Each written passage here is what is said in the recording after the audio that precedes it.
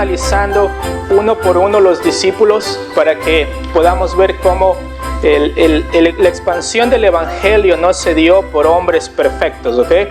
El único perfecto es Cristo Jesús, y no se dio a través de hombres comunes y corrientes que nacieron igual de un hombre y una mujer, que tuvieron debilidades, pruebas tal como nosotros las tenemos, pero que tomaron la decisión de realmente caminar bajo el llamado que Jesús hizo de sus vidas. Y recuerdan, la anterior semana vimos cuáles son las debilidades que tenían los apóstoles cuando Jesús les llama. Y no solamente cuando Jesús les llama, sino también a lo largo del ministerio de Jesús, estos hombres representaron estas debilidades. Y la primera, recuerdan, era que eran hombres faltos de entendimiento. No entendían la palabra de Dios, y no tanto porque no era clara, sino porque les costaba creer. Y esa era la segunda cosa, que les costaba creer. Les faltaba fe para creerle a Jesús, ¿ok? Les faltaba fe para creer las palabras de Jesús. Y parte de eso también era porque estos hombres carecían de humildad. Recuerdan, eran orgullosos. Recuerdan cómo Jacobo y Juan vienen con su mamá delante de Jesús y le dicen: Jesús, que este se siente a tu derecha y este a tu izquierda cuando vengas en tu reino. Y después que Jesús había hablado del precio de seguirle, ellos vienen con esta idea loca de que el seguir a Jesús en la tierra implicaba el tener estos privilegios, estos lugares de privilegio. Es decir, hay doctrinas falsas que les dicen: como somos hijos del rey, tenemos que tratarnos como reyes. Y vemos en la palabra que lo menos que trataron a los apóstoles fue como reyes. Sufrieron, murieron por causa de Cristo Jesús, pasaron necesidad. No eran personas que eran bien vistas después de comprometerse con Jesús, pero vemos que eran hombres carentes de humildad, hombres que carecían de fe, hombres que no estaban dispuestos a seguir a Jesús, y por último vimos que eran hombres que no tenían el poder de Dios en ellos. Recuerdan, eran hombres que hacían las cosas en su propia fuerza. Entonces la pregunta que tenemos que hacer nosotros es: entonces, ¿quién califica? ¿Quién califica para ser un siervo de Jesús? Porque todos nosotros podemos identificarnos con cada una de estas características. Y hay un comentarista que dijo lo siguiente, dice: honestamente nadie califica. Nadie califica, es decir, ¿quién puede decir acá y decir: miren, yo creo que soy lo suficientemente bueno y capaz de ser un servidor efectivo de Jesucristo? Y este comentarista sigue diciendo: desde la perspectiva humana, nadie califica. Desde la perspectiva humana, nadie califica para estar en el reino de Dios, dice este comentarista. Nadie califica para estar al servicio de Dios. Ninguno. Las Escrituras, dice él, son muy claras al decir que nadie por sí mismo puede cumplir ni siquiera con el mínimo de los estándares de Dios. Y es verdad, esto es verdad. Ninguno tiene que pensar que tiene algo en sí mismo que agrada a Dios de tal manera que Dios le escogió por ello.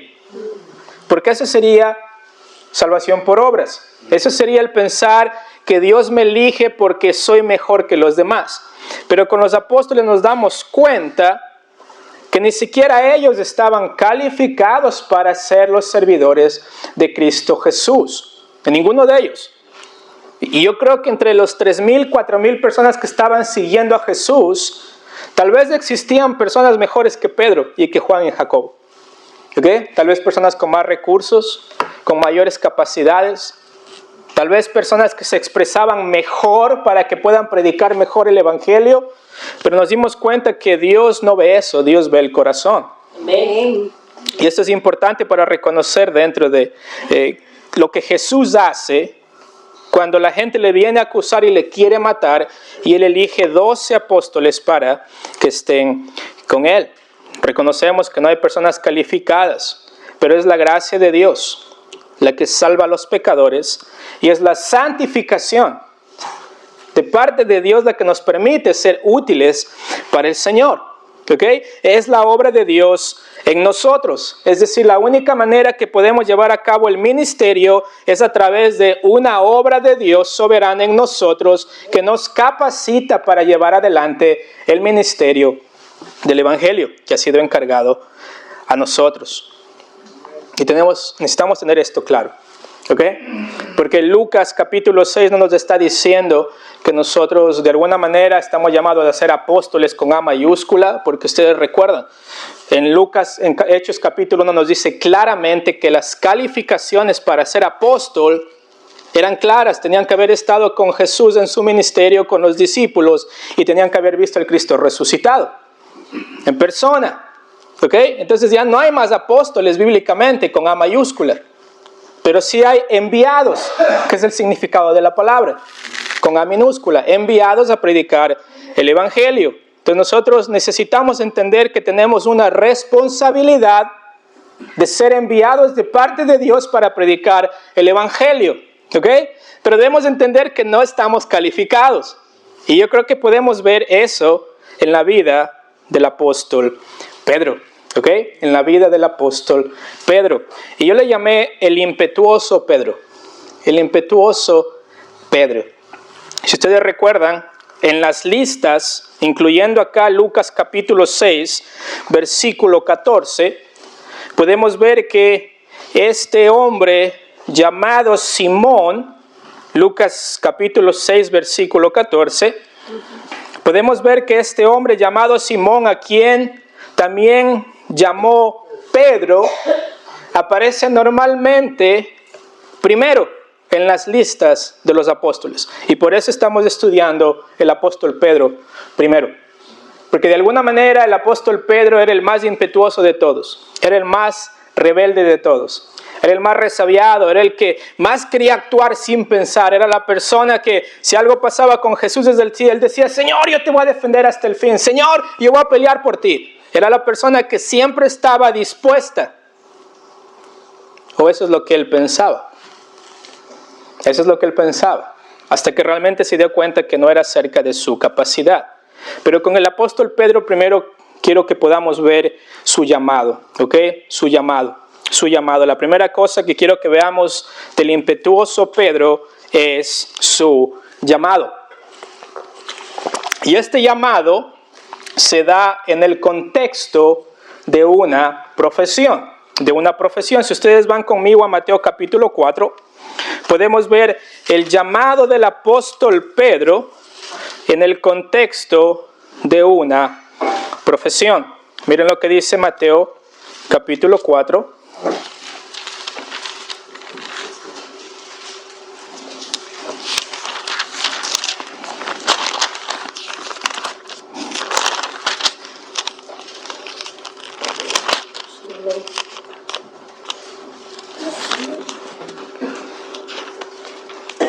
Versículo 18. Mateo capítulo 4, versículo 18. Recuerden que Jesús inicia su ministerio, ¿okay? Inicia el ministerio, es bautizado y va a escoger a sus discípulos. Y en Mateo capítulo 4, versículo 18 nos dice esto: andando Jesús junto al mar de Galilea, vio a dos hermanos. ¿Ok? Acá nos va a introducir. Vio a dos hermanos. Al primero, Simón, llamado Pedro, y Andrés, su hermano, que echaban la red en el mar porque eran pescadores. Primeramente vemos que Pedro no era nada especial. Pedro representaba la parte baja de la sociedad al ser un simple pescador. ¿Ok? Si ustedes piensan en el primer siglo a dónde Jesús hubiera buscado a sus discípulos desde la perspectiva humana, tal vez hubiera ido a ¿dónde? Fariseos, escribas, saduceos, los doctores de la ley. Tal vez hubiera golpeado la casa de César y decir: ¿hay alguien acá importante que ustedes me recomendarían para escoger como mi discípulo? Pero no, el llamado de Pedro se hace en el contexto de una profesión común y corriente. Él era un pescador.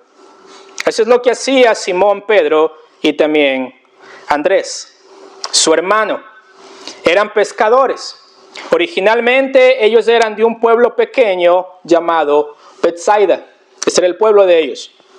Luego se mudaron a Capernaum, que era la ciudad principal de la parte norte del mar de Galilea.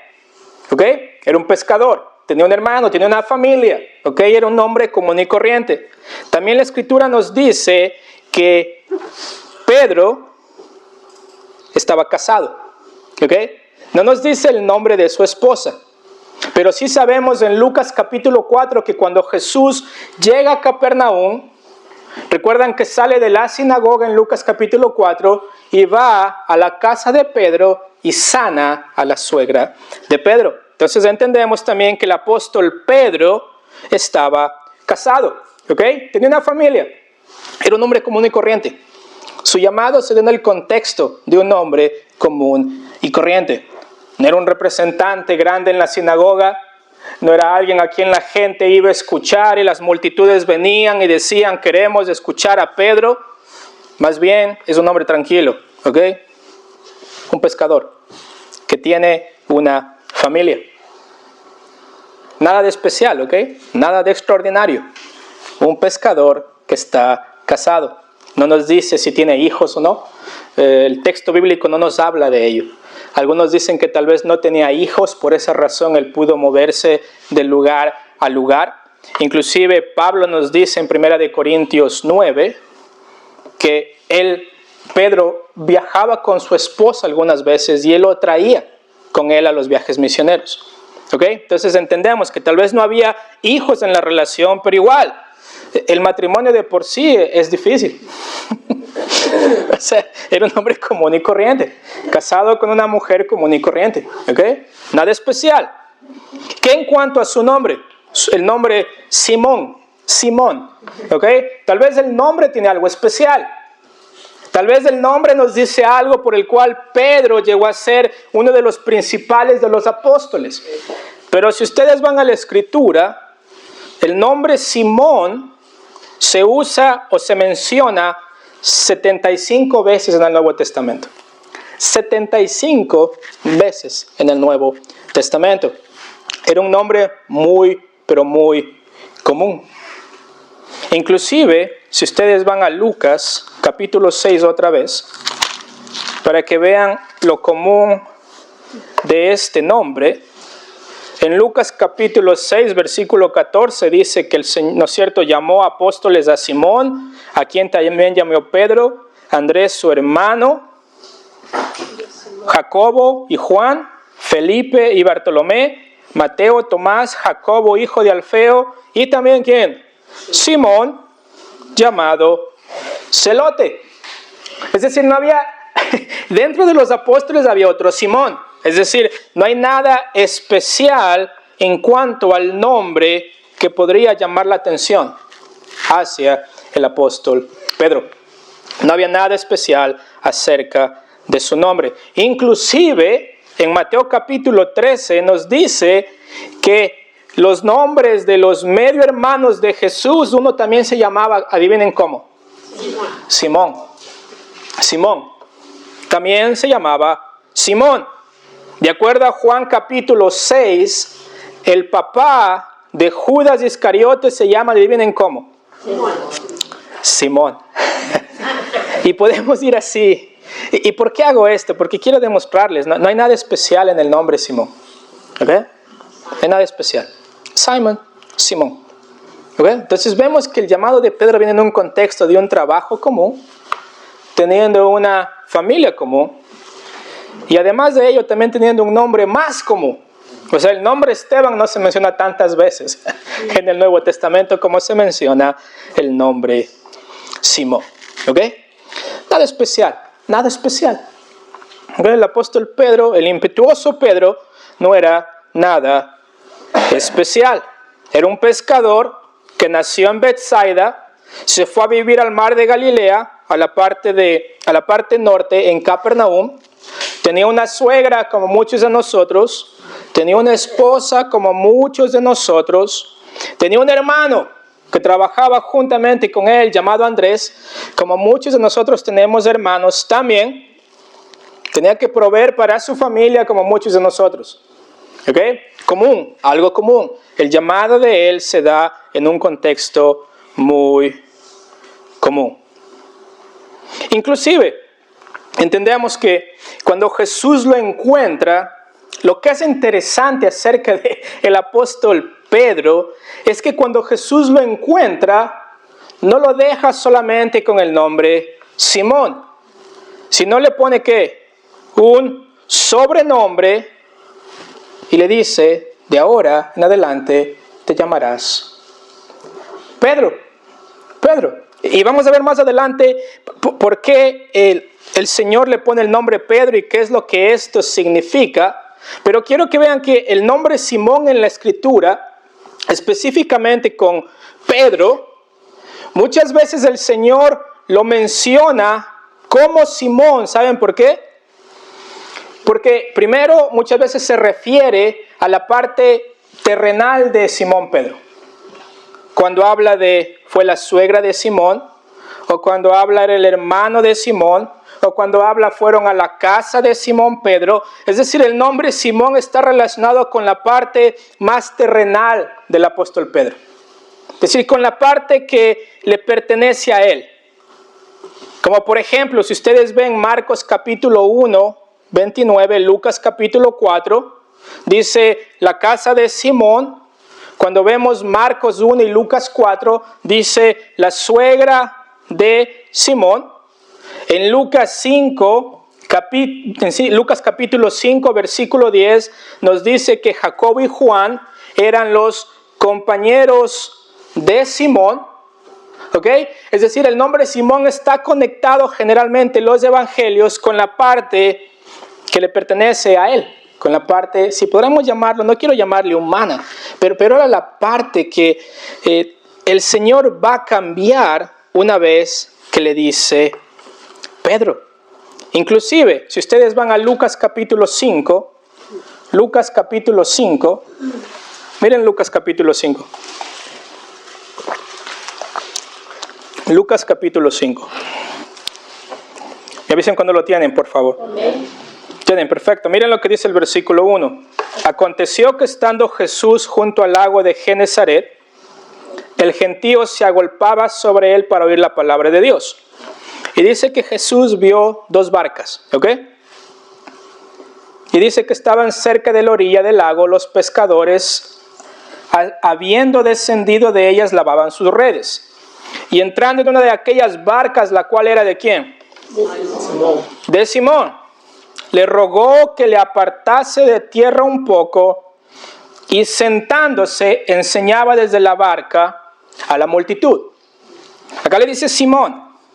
Y entrando en una de aquellas barcas, y es interesante porque recuerdan que Lucas escribe su evangelio posterior a los eventos. ¿A qué me refiero? Lucas ya sabía que él tenía como sobrenombre Pedro. ¿Ok? Él ya sabía. Pero es interesante que intencionalmente acá comienza a llamarle Simón. Simón. Simón. Y dice acá que en el versículo 3, en la segunda parte, le rogó que la apartase de tierra un poco y sentándose enseñaba desde la barca a la multitud. Cuando terminó de hablar, ¿qué dice acá? Versículo 4. Cuando terminó de hablar, dijo a Simón, boga mar adentro y echad vuestras redes, ¿para qué? Para pescar. ¿Y qué respondió Simón? Respondiendo Simón le dijo, maestro, toda la noche hemos estado trabajando y nada hemos pescado. Acá está Simón. Ese era Simón. Simón era el hombre que carecía de fe.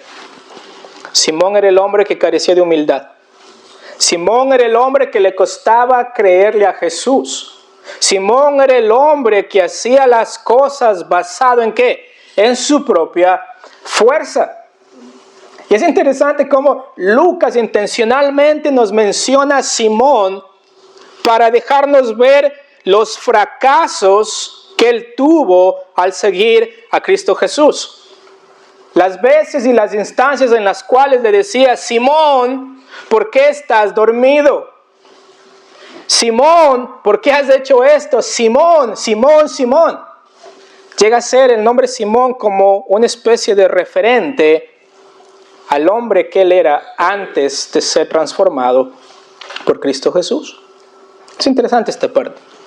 Y a mí me gusta utilizar mucho la frase: en mi vida debe haber menos de Esteban y más de Cristo. Amén. Y cuando hay lo de Esteban es cuando hay lo que este hombre que carece de humildad, que carece de fe, que realmente no está entendiendo bien lo que Dios le está diciendo. Acá es un poco similar con Simón. ¿Okay? Simón era testarudo, era un hombre impetuoso. Era un hombre que necesitaba la transformación de parte de Cristo Jesús.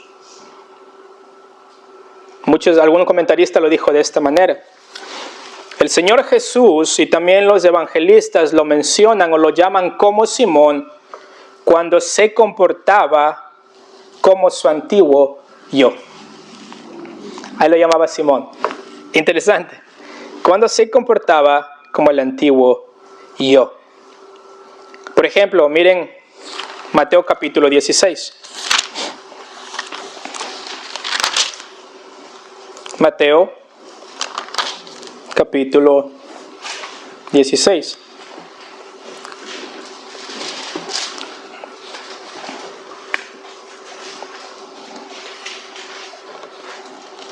Miren lo que dice acá. Porque este hombre estaba aprendiendo a vivir como verdadero discípulo del Señor. Y acá Mateo lo va a poner como Pedro, versículo 22. Entonces Pedro, miren el versículo 21. Desde entonces Jesús comenzó ¿a qué? A declarar a sus discípulos que le era necesario ir a Jerusalén y padecer mucho de los ancianos, de los principales sacerdotes y de los escribas, y ser muerto y resucitar al tercer día. Ese era el Evangelio, es lo que Cristo vino a hacer. Es la razón por la cual el Padre envía al Hijo. Es la misión la cual Cristo vino a cumplir. Pero viene el impetuoso Simón Pedro. Y acá le dice: entonces Pedro, tomándolo aparte, comenzó a reconvenirle diciendo que: Señor, ten compasión de ti. En ninguna manera esto te acontezca. Y uno podría decir: wow, Pedro está teniendo compasión de Jesús. No, él no está entendiendo lo que Jesús le ha venido diciendo por tanto tiempo. Vine a morir. Pero Pedro trata de entrometerse con el plan de Dios mismo de enviar al Hijo a morir. Y lo que dice acá en el versículo 23, pero él volviéndose dijo a Pedro: quítate, ¿de qué? De delante de mí, Satanás, se me eres tropiezo, porque no pones la mira en las cosas de Dios, sino en la de los hombres. Y dice: si alguno quiere venir en pos de mí, niéguese a sí mismo, tome su cruz y sígame. Imagínense, el Señor Jesús le dijo a Simón Pedro: aléjate de mí, Satanás. No estaba diciendo que Pedro era Satanás, pero lo que Pedro le estaba diciendo a Jesús venía de Satanás. Porque ¿quién no quería que Jesús vaya a la cruz? Satanás. Imagínense, yo creo que si mi Señor me exhorta de esa manera, yo no regreso por otra, ¿no es cierto? Pero ese era Simón Pedro. Miren lo que dice Mateo capítulo 26 también. Mateo capítulo 26.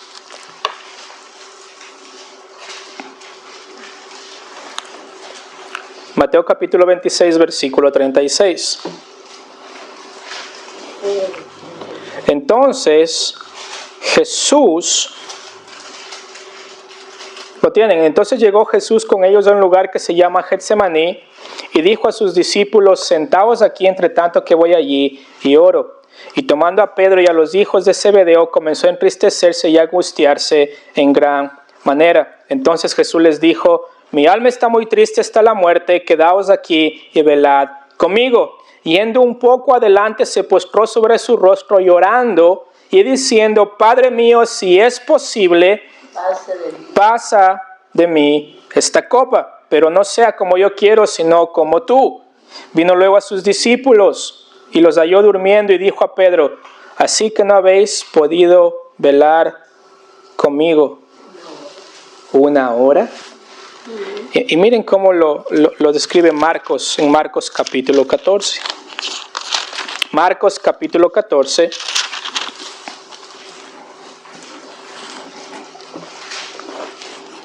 Marcos capítulo 14, versículo 37. Acá Marcos nos da un detalle que no nos da Mateo, y es interesante. Miren lo que dice Marcos capítulo 14, versículo 37. ¿Lo tienen? Okay. Vino luego y los halló durmiendo. Es el mismo evento, ¿ok? El mismo evento, Jesús orando para que su Padre que está en los cielos lo sostenga, sabiendo que la ira de Dios va a caer sobre sus hombros. Y dice acá, versículo 37, vino luego, este es Jesús, y los halló durmiendo, y dijo a Pedro. Acá nos dice cuál fue la palabra que Jesús utilizó. ¿Ok? Marcos nos dice que vino a Pedro, porque ya la gente conoce que ahora él es Pedro. Pero cuando Jesús lo encuentra dormido, ¿cómo lo llama? Le dice, Simón, ¿duermes?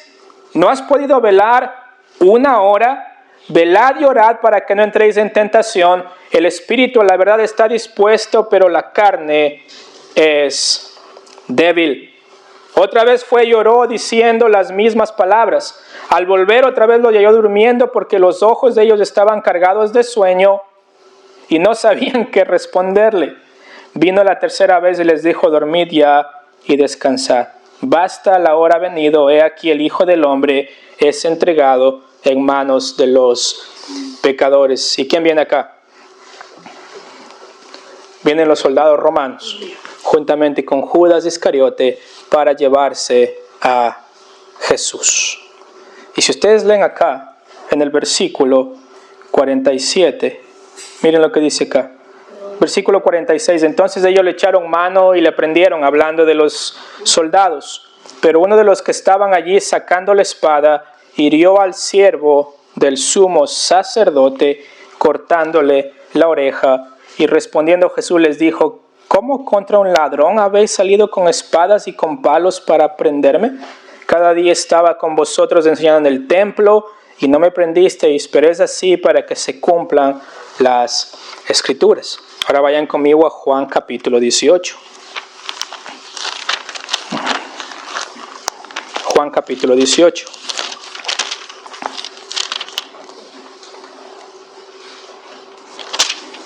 ¿Lo tienen? Miren lo que dice el versículo 10. Recuerdan que ahora Juan está escribiendo casi en los años 80, 90 después de Cristo. Es uno de los últimos que escriben en los evangelios. Y miren lo que dice el versículo 10. ¿Lo tienen? Juan capítulo 18, versículo 10.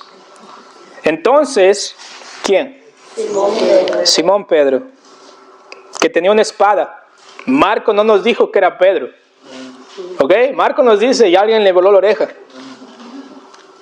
Por el propósito de Marcos. Pero acá Juan sí nos dice que era Simón Pedro, que tenía una espada, la desenvainó e hirió al siervo del sumo sacerdote y le cortó la oreja derecha. Y el siervo se llamaba Malco. Entonces Jesús le dijo, Pedro, ¿ok? Le dijo a Pedro, le dice a Pedro, mete tu espada en la vaina, la copa que el Padre me ha dado, no la he de beber.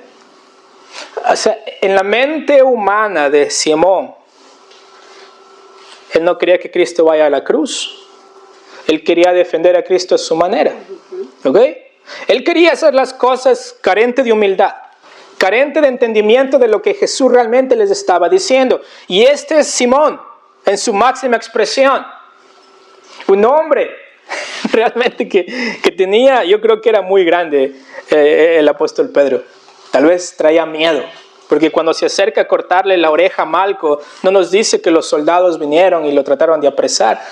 O sea, yo creo que en medio del tumulto ellos sabían que el apóstol Pedro era alguien de temer, alguien impetuoso, alguien que no se controlaba, alguien carente de humildad, carente de entendimiento. Y vemos que los evangelios nos van mostrando que ese es el Simón, el cual estaba actuando en su propia fuerza. ¿Ok? Ese es el Simón que estaba creciendo, o sea, a lo que Jesús quería que él sea. Pero en medio del proceso todavía hay cosas que le pertenecen a Simón y causan problemas y van en contra del plan de Jesús. Sería bueno si Simón estaba con Jesús y decía: yo voy a seguirte donde sea y voy a hacerte caso a tu palabra. El problema era que el temperamento de Simón, los deseos de Simón, las cosas que él quería, no eran las cosas que Jesús quería. ¿Y no es así con nosotros? Muchas veces las cosas de Esteban se oponen totalmente a las cosas de Jesús. Porque en mi humanidad es como soy. No califico. No soy suficiente.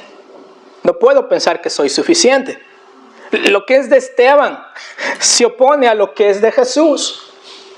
Lo que está en el corazón de Esteban, si no está manejado por el Espíritu Santo de Dios, se opone al plan de Jesús. Y podemos verlo con Simón Pedro. Un hombre impetuoso, un hombre que estaba al frente, un hombre que decía: Señor Jesús, que no te pase esto, por favor no vayas a la cruz, ten compasión de ti. Y Jesús le dice: Simón, tus deseos son los deseos de Satanás. Wow. Y por último podemos ver esto en Mateo capítulo 26. Miren Mateo capítulo 26. Mateo capítulo 26. Miren lo que dice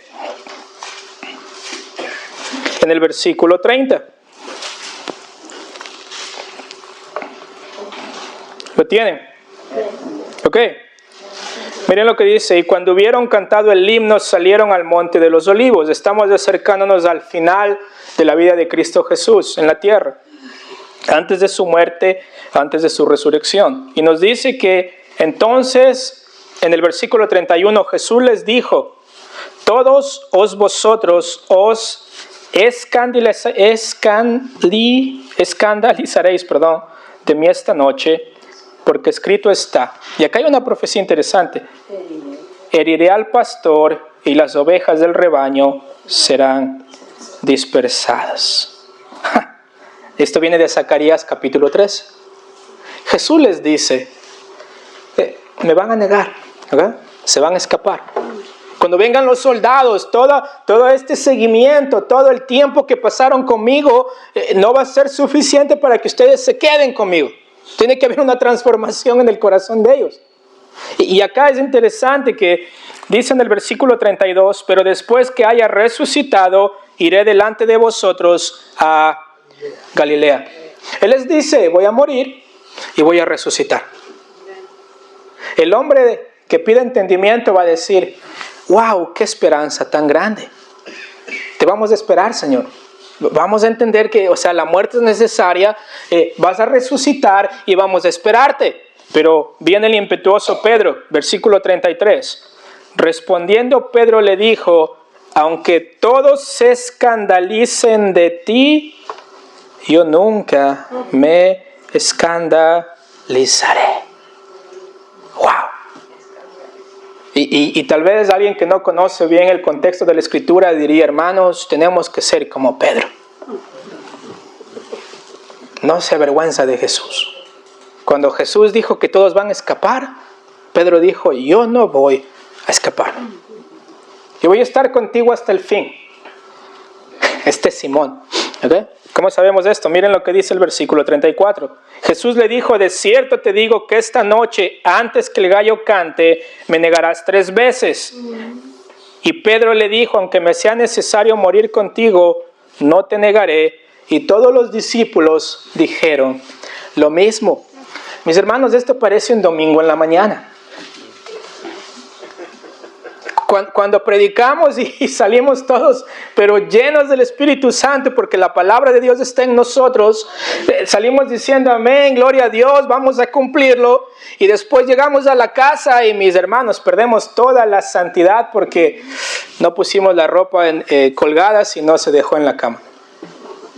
O porque mi esposa dijo algo que realmente me hizo enojar y no. O sea, hasta aquí te sirvo, Señor. Se parece mucho al domingo en la mañana. Nos inflamos, decimos, Señor, te voy a servir, voy a predicar el Evangelio, voy a amar a mi prójimo, Señor, contigo voy a ir hasta el fin. Y no llegamos a veces ni a la casa, ¿no es cierto? A veces alguien nos corta el frente en el auto y sacamos esas palabras que le pertenecen al viejo hombre. Sacamos esos pensamientos que le pertenecen al viejo hombre. Y los discípulos dicen, Señor, no te negaré. Pero miren lo que pasa en el versículo 69 de Mateo capítulo 26.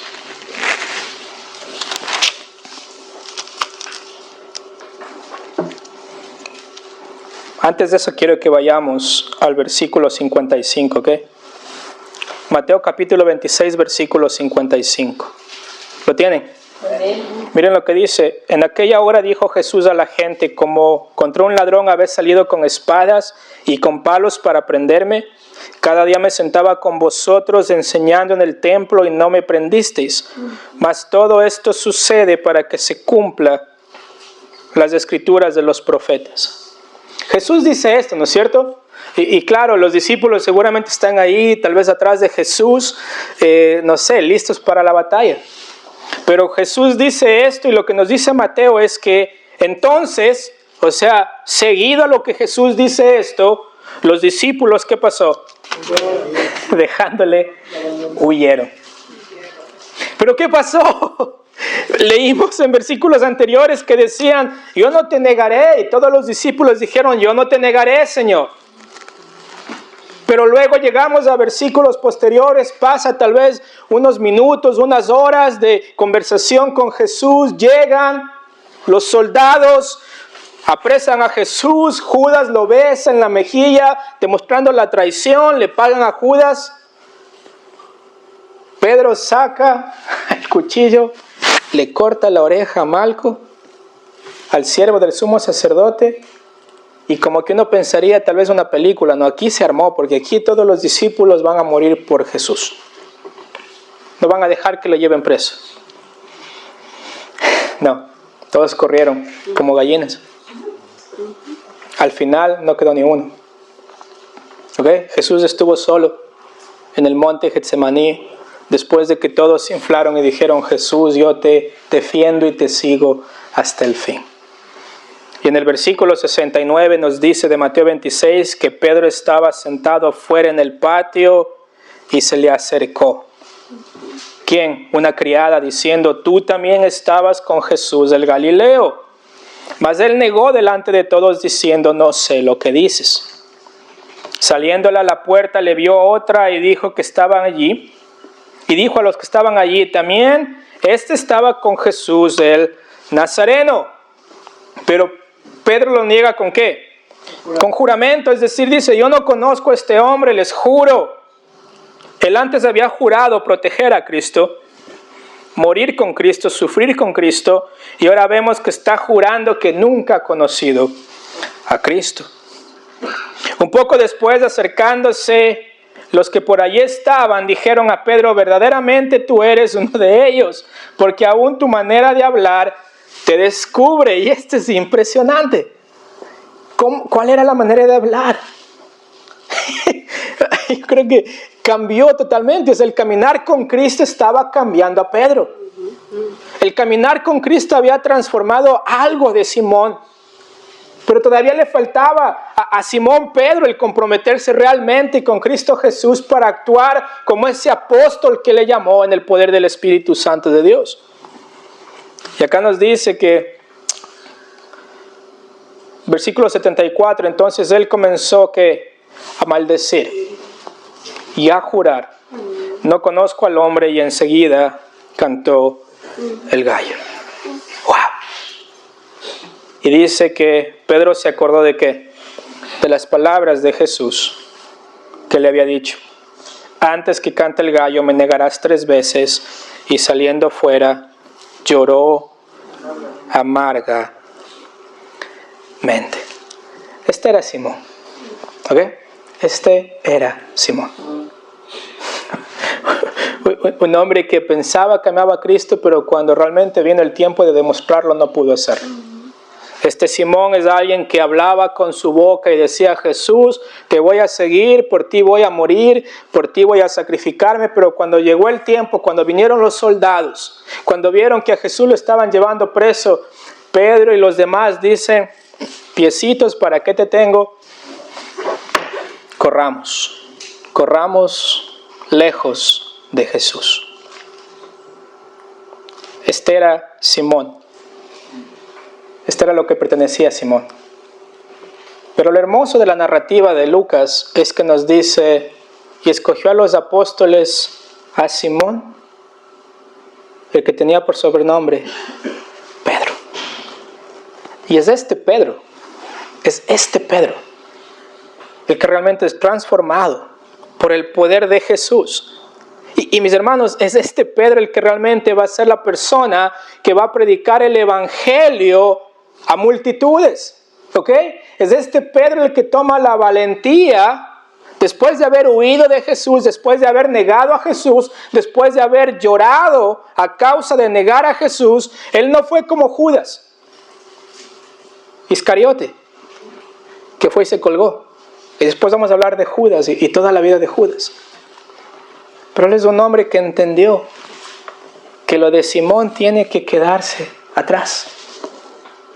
Que lo de Simón, el pensamiento de Simón, la voluntad de Simón, todo lo que implicaba ese hombre que hacía las cosas en su propia fuerza, tiene que salir. ¿Por qué? Porque ese hombre negó a Cristo.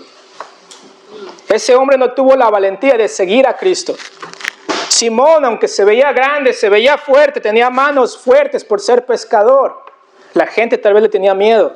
No importó absolutamente nada de eso, porque él no siguió a Cristo en sus propias fuerzas. No podía seguir a Cristo en sus propias fuerzas. Y por eso me encanta el texto de Mateo capítulo 16. Porque miren, acá hay un nuevo inicio para Simón. Y acá comienza, pienso yo, de acuerdo al texto bíblico, lo que el Señor Jesús va a demandar de Simón Pedro. Miren lo que dice Mateo capítulo 16. Porque en medio de todos sus fracasos, en medio de toda la lucha que tenía Pedro con su antiguo yo, con su pecaminosidad, con su corazón que buscaba hacer sus propias obras, nos dice en el versículo 13 que viniendo Jesús a la región de Cesarea de Filipo, preguntó a sus discípulos diciendo, ¿ok? Y aquí comienza todo. Yo creo que es cuando el Señor nos demuestra que el apóstol Pedro empieza un poco a entender más lo que Cristo va a demandar de él. Miren lo que dice el versículo 13. ¿Quién dicen los hombres que es el Hijo del Hombre? Unos dicen Juan el Bautista, otros dicen Elías, otros Jeremías o alguno de los profetas. Y él les dijo, ¿y vosotros quién dices que yo soy? Y acá viene el impetuoso Pedro, pero viene con la respuesta correcta. Que no esté enfocado en sí mismo, sino esté enfocado en ¿quién? En Cristo Jesús. Es decir, no es acerca de lo que Él puede hacer, de lo que Él quiere hacer, del plan de Él. Es acerca del enfoque que Él tiene en que solamente en Jesús está su esperanza. Miren lo que dice acá. Respondiendo Simón Pedro dijo, tú eres el Cristo, el Hijo del Dios viviente. En medio de sus fracasos, Pedro empieza a entender qué es lo que Jesús quiere de él. Que no era perfecto, y ustedes ven, la negación de Pedro viene después de Mateo 16. ¿Ok? Esta parte es impresionante. Dice acá, entonces le respondió Jesús, bienaventurado eres Simón, hijo de Jonás, porque no te lo reveló carne ni sangre, sino mi Padre que está en los cielos. Y acá le llama a Jesús por primera vez Pedro. Y le dice, y yo también te digo que tú eres Pedro. Pedro significa una roca, ¿ok? Una roca. Eso es lo que significa Pedro. Un pedazo de roca, una piedra. Ustedes van a ver que el equivalente en arameo es Cefas. Por eso muchas veces el apóstol Pablo le dice a Pedro Cefas, ¿ok? Es simplemente el equivalente en otro idioma. Es el equivalente en otro idioma. Y nos dice acá, y yo también te digo que tú eres Pedro, y sobre esta roca. Es decir, el Señor le pone como sobrenombre Pedro, porque Pedro necesitaba entender que su vida tenía sentido a la luz de la edificación de la iglesia de Cristo Jesús, no a la luz de sus propios pensamientos, de sus propias ideas. Porque cuando el Señor le pone a Pedro, le dice, te llamaré Pedro, ¿ok? Y sobre esta roca.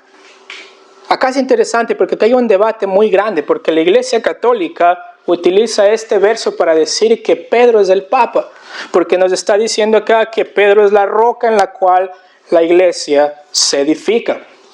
Pero una lectura del texto nos indica totalmente lo contrario. Más bien Pedro lleva a ser secundario a la roca que es Jesucristo. ¿Cómo vemos esto acá? Miren lo que dice acá. Y sobre esta roca edificaré mi iglesia. La segunda palabra que dice esta roca no es la misma palabra para Pedro. Porque Jesús podría haber decir, y te llamaré Pedro, y sobre Pedro edificaré mi iglesia. No dice esto, dice sobre esta roca. Y la segunda palabra para hablar de roca no tiene que ver con una piedra pequeña, sino más bien con un cimiento que está hecho de roca. Y yo creo que acá lo que Jesús le está diciendo es que sobre la predicación, sobre la afirmación que el apóstol Pedro hace en el versículo 16, que dice, tú eres el Cristo, el Hijo del Dios viviente. El Señor Jesús le dice a Pedro, sobre esa afirmación, sobre esa predicación, yo voy a construir mi iglesia, voy a edificar mi iglesia. Cambia totalmente. Antes Simón estaba encargado de la pesca, estaba encargado de sus propias cosas, sus propios deseos. El Señor Jesús les dice que ahora vas a ser pescador de hombres. Tu trabajo va a ser predicar el Evangelio para que mi iglesia sea edificada. Ahí fue cuando cambió totalmente la vida de Simón. Y podemos ver cómo en medio de todo el transcurso de la vida de Simón Pedro, niega a Jesús, corre, es impetuoso, pero vemos que es cuando Jesús le da la tarea que él necesita hacer.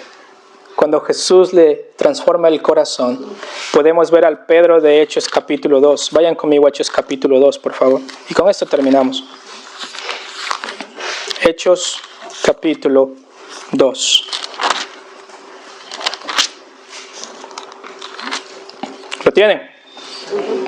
Nos dice que llegó el Espíritu Santo. En Hechos capítulo 2 vemos la llegada del Espíritu Santo. Y acá nos dice en el versículo 14. Entonces Pedro, ¿qué dice acá? Poniéndose en pie con los 11. ¿Ok? Acá están los 11. ¿Quiénes son los 11? Acá no está Judas, Iscariote ya no está, pero está Matías. ¿Ok? Ellos eligieron a Matías como el 12º apóstol. Y nos dice que él se pone en pie, alza la voz y les habla diciendo, varones judíos y todos los que habitan en Jerusalén, esto sea notorio y oíd mis palabras. Y acá comienza uno de los sermones más impresionantes del libro de los Hechos. El Señor utiliza este sermón para convertir aproximadamente 3,000 personas para ser seguidores de Cristo Jesús. Pero ¿sí ven la diferencia?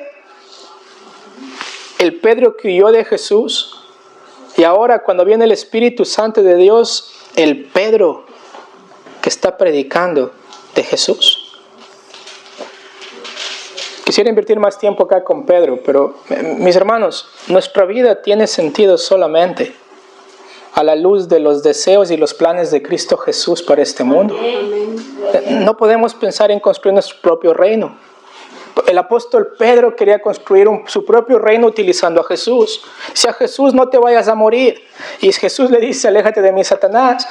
Trata de defender a Jesús cortando la oreja del siervo del sumo sacerdote. Y después corre y se va y después niega a Jesús 3 veces. Es decir, todo esto sucedió para que Simón pueda entender que su vida no califica para servir a Cristo Jesús. Cuando él trató de hacer las cosas bajo su propia fuerza, entendemos que él casi daña el plan. Él no lo iba a dañar, pero él quería entrometerse en el plan de que Jesús no vaya a la cruz. Ese era su plan, eso era lo que él quería. Hasta que él no entiende que es el plan de Jesús el que debe prevalecer en su vida. Él no tenía la valentía que tiene en Hechos capítulo 2. Y recuerdan, de acuerdo a la tradición, él fue crucificado boca abajo. Él fue sacrificado a causa del Evangelio. Y cuando leemos primera de Pedro y segunda de Pedro, podemos ver un hombre totalmente transformado, que entendió que su vida tenía sentido solamente bajo el plan de Cristo de edificar su iglesia. Y mis hermanos, hay tantas cosas que nos pueden distraer a nosotros del plan de Dios para este mundo. Tantas cosas. Obra social, tal vez nuestras propias familias. Pero mis hermanos, Cristo nos puso acá ¿para qué? Para seguir edificando su iglesia. ¿Ok? Para ser un testimonio en este mundo de la iglesia de Cristo Jesús, para ser un testimonio del Evangelio de Jesucristo. Si nuestra vida no está vista a la luz de eso, mis hermanos, estamos en contra del plan de Jesús para este mundo. Necesitamos reconocer esto. Necesitamos reconocer esto. Saber que solamente somos útiles en las manos de Jesús cuando entendemos que es el plan de Jesús el que debe prevalecer en nuestra vida, no nuestro propio plan. Y lo vemos claramente en las Escrituras. Cuando dice en el versículo Hechos capítulo 1, versículo 8, pero recibiréis poder cuando haya venido sobre vosotros el Espíritu Santo. Y poder no para volvernos locos, para echarnos al piso, para hablar cosas que no sabemos, sino poder ¿para qué? Para ser testigos del Evangelio. ¿En dónde? En Jerusalén, Judea, Samaria y hasta lo último de la tierra. Ese es nuestro deber, esa es nuestra tarea. Mis hermanos, sé que hay muchas cosas del antiguo hombre que están en nosotros. Y necesitamos ponerlas delante de Cristo Jesús. Y necesitamos decirle, Señor, perdón. Perdón, Señor, porque te he negado muchas veces. Perdón, Señor, porque he caminado en mi plan muchas veces. Perdón, Señor, porque no ha sido tu iglesia mi prioridad. Ha sido yo mismo. Pero así como el apóstol Pedro, mis hermanos, necesitamos tener la valentía de saber que el plan de Jesús se cumple en el poder del Espíritu Santo de Dios y a través de ello tenemos un éxito asegurado, porque no somos nosotros, es Dios obrando a través de nosotros y gloria a Dios por ello. Vamos a orar. Amado Señor, gracias por su palabra esta mañana. Rogamos, Señor, que podamos entender plenamente cuál es su plan para nuestra vida, Señor. Sabemos que no es algo secreto, no es algo misterioso. Lo tenemos en las Escrituras, Señor amado. Y permítanos aprender de la vida de personas como Pedro, el cual, Señor amado, tuvo tanta dificultad en dejar su viejo hombre. Pero podemos ver, Señor amado, la maravilla de su obra en la vida de Pedro, inclusive años atrás, Señor amado, más de 2000 años atrás, en cómo él entendió que es el plan de Cristo el que debe cumplirse. Y gracias, amado Jesús, por morir en esa cruz, por resucitar y porque está intercediendo por nosotros desde los cielos. Y gracias, amado Padre, por habernos escogido en Cristo Jesús, por haber puesto en nosotros el Espíritu Santo de Dios para que podamos cumplir con esta tarea de predicar el Evangelio y hacer discípulos en todas las naciones. En el nombre de Cristo Jesús. Amén. Amén.